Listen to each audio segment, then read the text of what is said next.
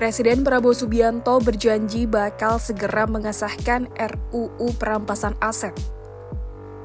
Janji itu diungkapkannya saat bertemu dengan pimpinan Serikat Buruh hingga tokoh lintas agama di Istana, Jakarta, Senin 1 September 2025. Presiden KSPSI Andi Gani Nenawea mengatakan, selain RUU Perampasan Aset, Presiden juga berjanji menindaklanjuti tuntutan buruh soal RUU Ketenagakerjaan.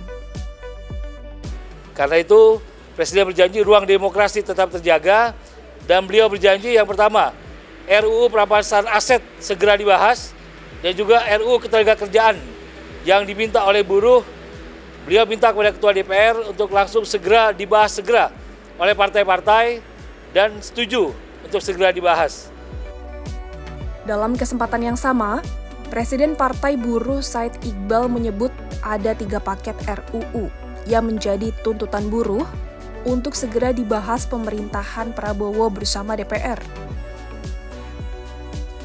Ketiga paket RUU tersebut antara lain RUU Ketenagakerjaan, RUU Perampasan Aset, dan RUU terkait pemilu yang bersih. Menurutnya, khusus RUU Perampasan Aset, Prabowo merespons dengan cepat. Said menegaskan, RUU itu diperlukan guna memberantas koruptor di kalangan pejabat, seperti ex-Wamen Ketenagakerjaan Immanuel Ebenezer atau Noel. Untuk menghilangkan Noel yang lain, yaitu Wamenaker yang terlibat korupsi, maka RUU Perampasan Aset harus segera disahkan.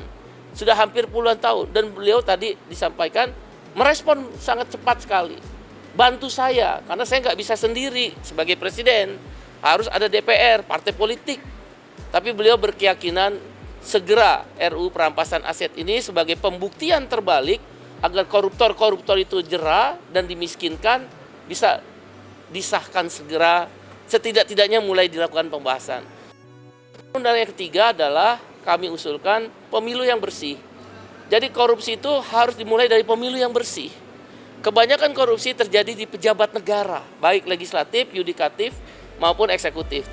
Terpisah, pendeta sekaligus Ketua Umum Persekutuan Gereja-Gereja Indonesia, Ceki Manuputi juga menyampaikan hal serupa.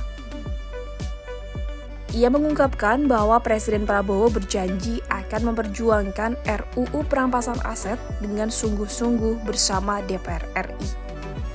Dan Presiden berjanji misalnya untuk Undang-Undang Perampasan Aset dia akan sungguh-sungguh mengerjakan dan memperjuangkan itu bersama Dewan. Saya kira itu.